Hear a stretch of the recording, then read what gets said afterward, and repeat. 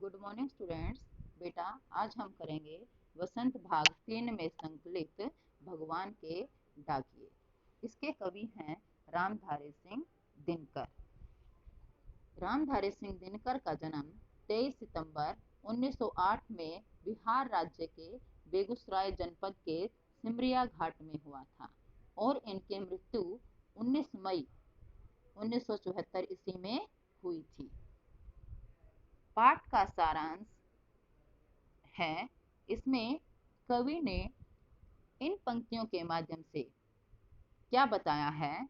कवि ने इन पंक्तियों के माध्यम से बताया है कि जो भगवान के डाकिए हैं, कौन? पक्षी और बादल, उनका संबंध मनुष्य से जोड़ा है। ये दोनों भगवान के डाकिए हैं। जिस प्रकार सरकारी डाकिए हमारे लिए, हमारे प्रियजनों, जो हमारे प्रियजन हैं, जो हमारे प्यारे लोग हैं, उनका संदेश लाते हैं, उसी प्रकार ये प्राकृतिक डाकिए भगवान का संदेश लेकर आते हैं। ये डाकिए किसी एक स्थान या किसी विशेष लोक के लिए न होकर सभी के लिए समान रूप से हैं। जो पक्षी रूपी डाकिए हैं वे इधर उधर भ्रमण करते हैं, अर्थात घूमते रहते हैं, और जो बादल रूपी डाकिए हैं वो उमड़ घुमड़ कर पृथ्वी का चक्कर लगाते हैं। इनका ऐसा करना ऐसा लगता है कि ये भगवान द्वारा भेजे गए डाकिए हैं। इनके द्वारा लाया गया संदेश केवल पेड़ पौधे, वायु, धरती आदि ही पढ़ पाते हैं और ये जात पात का भेदभाव न रखकर सभी के साथ समान रूप से व्यवहार करते हैं। अब देखिए हमारे पहला पैरा में क्या लिखा है। पहला पैरा हमारा, पक्षी और बादल ये भगवान के डाकिए हैं।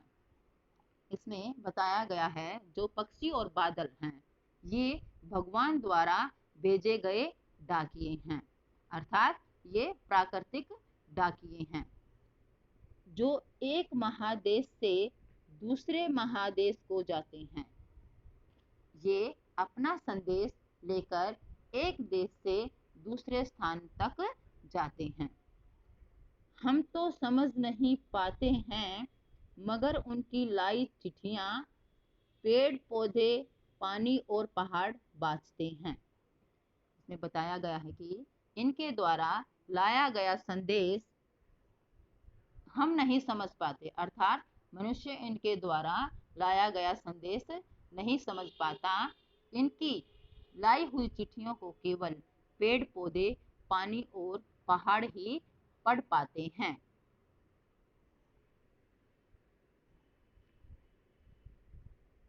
फिर है हमारा नेक्स्ट पैरा। नेक्स्ट पैरे में क्या है, हम तो केवल यह आखते हैं कि एक देश की धरती दूसरे देश को सुगंध भेजती है। हम तो केवल इतना अनुमान लगा सकते हैं कि जो एक देश की सुगंध है वह उड़कर दूसरे देश में चली जाती है और वह सौरभ हवा में तैरते हुए पक्षियों की पांखों पर तिरता है।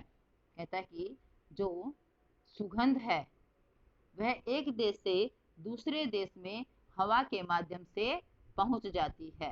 वह पक्षियों के पंखों पर बैठकर एक देश से दूसरे देश में जाती है और एक देश का भाप दूसरे देश में पानी बनकर गिरता है।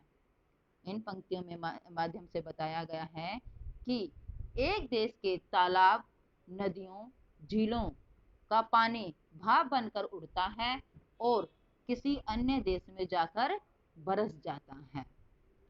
इन पंक्तियों के माध्यम से कवि ने बताया है कि हमें भेदभाव मिटाकर आपस में एकता की भावना रखनी चाहिए। हमें किसी के साथ जात पात को लेकर भेदभाव नहीं करना चाहिए, सभी के साथ समान रूप से व्यवहार करना चाहिए।